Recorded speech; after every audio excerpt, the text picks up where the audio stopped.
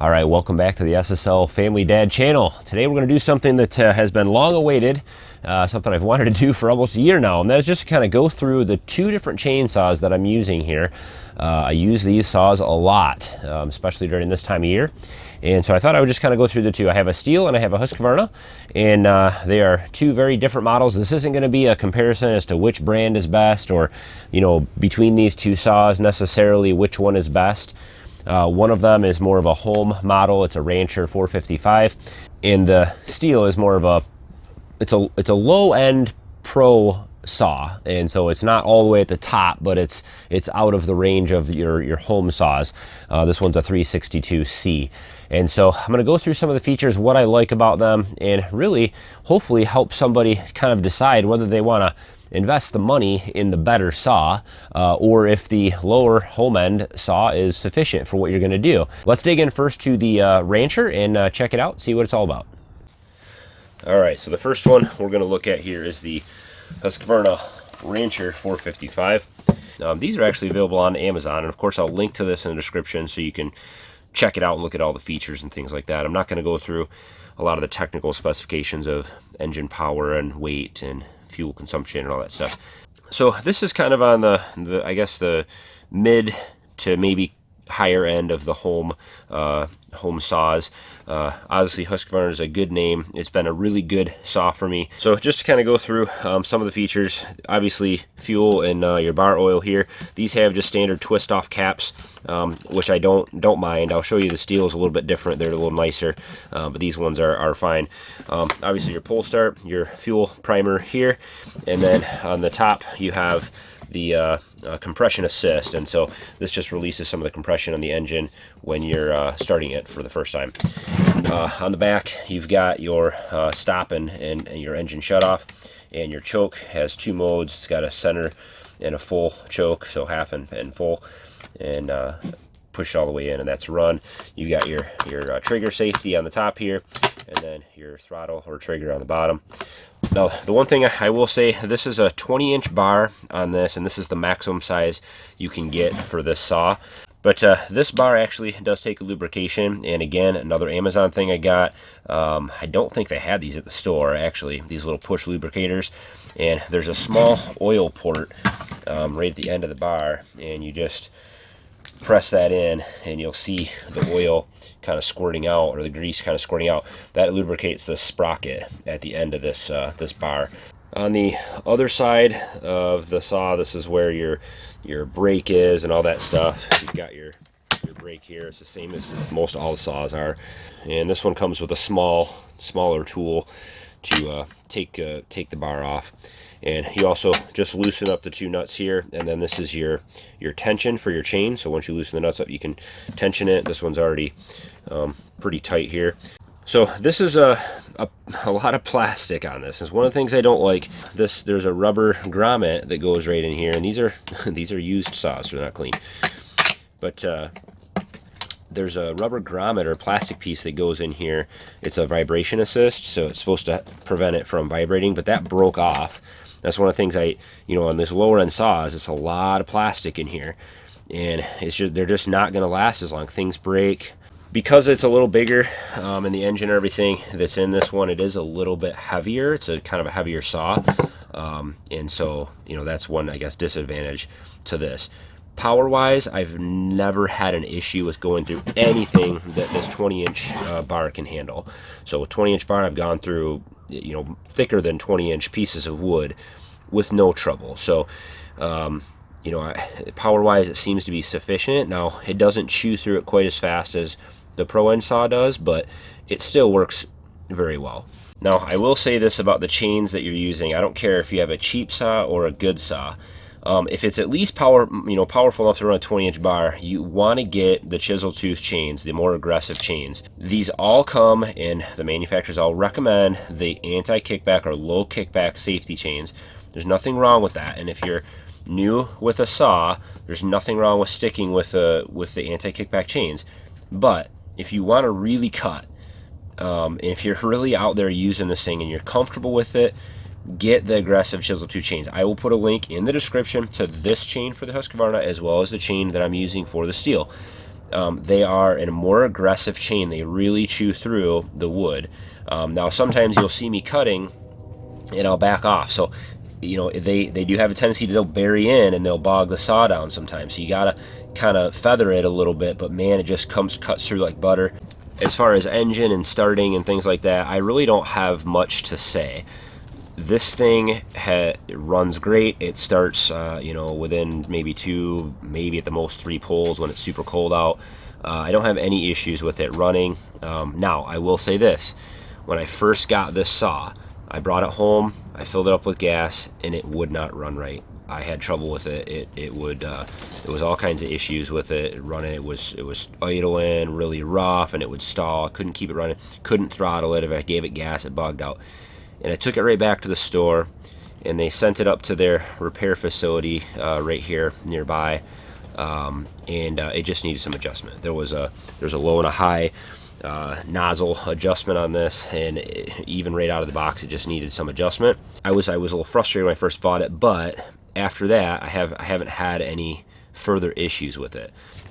So the next saw, or the only other one that I have, is the Stihl MS362c.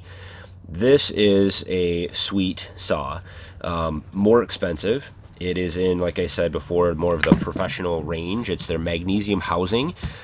This thing is great. I mean, it's lighter weight than the Husqvarna is, and it has more power. It's more fuel efficient, so it's a better overall saw. But it's not cheap. It's quite a bit more expensive. This has been an excellent saw. I've had not a single issue with this saw running, cutting, or anything else. The C on these models, I can't remember what it stands for, if it's computer or controlled or something like that, but this actually has a chip in it, some type of computer chip that controls the engine idle and fuel mixture and stuff like that. So it's a little more advanced. So like I was saying, the fuel and oil ports on this one are a little different. They have these kind of nice little twist lock. You just kind of fit them in there, twist them about 1/8 of a turn, and then flip this down. So it's just I don't know, it's a more comfortable feeling. You just know that it's locked in there. You don't have to worry about cross threading or anything like that. They feel really tough, and so both the oil and the gas ports on that have been nice. This one, obviously you've got your pull start here. You've got the same compression assist on the top, your trigger safety, and your trigger or throttle here. This one has a little different system for the choke. So you actually pull your trigger in to choke it, to start it, and you press this all the way down to the bottom, let your triggers go, and then that stays down in that position until you start it. Once it starts running, this clicks up to the run mode automatically, and it automatically chokes it. So it's kind of a nice feature. That's all you have to do. However, I will say this thing has, ever since I bought it, it's kind of stuck, and so it just, I don't know, right here it just doesn't feel like it, you know, sometimes it doesn't stick down to start, and so I have to do it a couple times and really push it down. So I think there's plastic in there that's probably, I don't know, just didn't get produced right or something. I could have taken it in and got it fixed. I just never did. It works fine, but that has been kind of an annoying little thing. So same thing here. It's all designed the same pretty much as your regular, just about any chainsaw. It's got your 2 nuts that you loosen here to tighten the chain, or to take this off and take the chain off or replace the bar. This comes with a little bigger of a tool, little heftier. Get these nuts off and on, and right in here amongst all the dirt and sawdust, there's your tightening screw, and so you loosen up these and then tighten or loosen your chain. And this one is set pretty tight right now, and so that should be good for today. Same thing on the top, of course, your brake. The housing on this is all magnesium. It is lightweight and super strong. So there is some plastic. This top cover is still plastic, but all the rest of this housing here and the bottom of this and everything is all, well, not the gas tank, that's plastic, but the housing, the major parts of the housing here are all magnesium, which is awesome. This one is quite a bit lighter than Husqvarna, and like I said, just as powerful. So same thing with this. This one came with a 20-inch bar, but this one I think takes up to a 26-inch bar, so it has a little more power. If you plan on doing something like milling, you know, your own lumber with an Alaskan chainsaw mill, or you're really going to be cutting down some big timber, you want to go with a saw that will allow you a bigger bar. Same thing with the chains. There is a chisel tooth, an aggressive cut chain. They are marked with a yellow mark on them, the Stihl ones are, and they are way better than the green.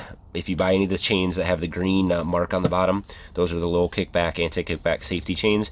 It comes with that one.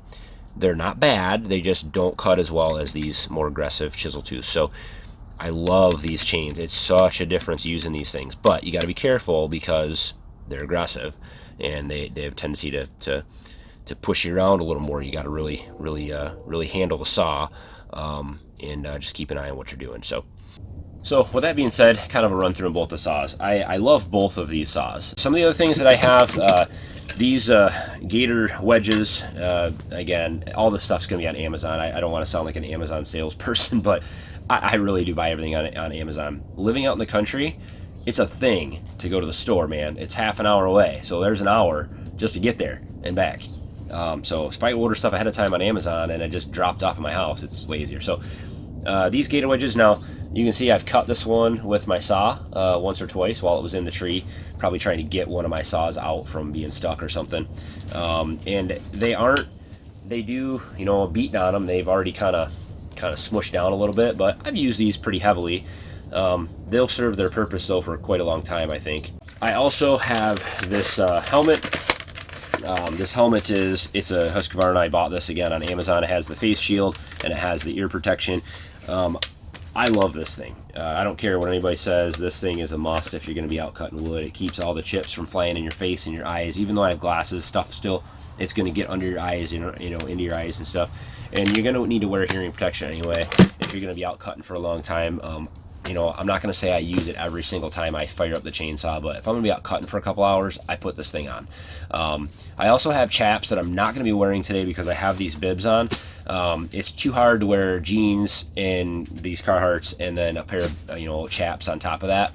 But if I'm not wearing these, I always wear chaps. All right, with all the talking out of the way, let's go cut some stuff down. I've got a maple tree out here that I'm hoping is dead, and it was dead all through the summer, but I noticed one branch on it that had leaves, so I'm hoping that the majority of the tree is dead anyway, so I can burn it this year. But we're gonna go cut that down and cut it into some logs. We'll go through some of the things and ways that I like to cut, and we'll put these saws to use.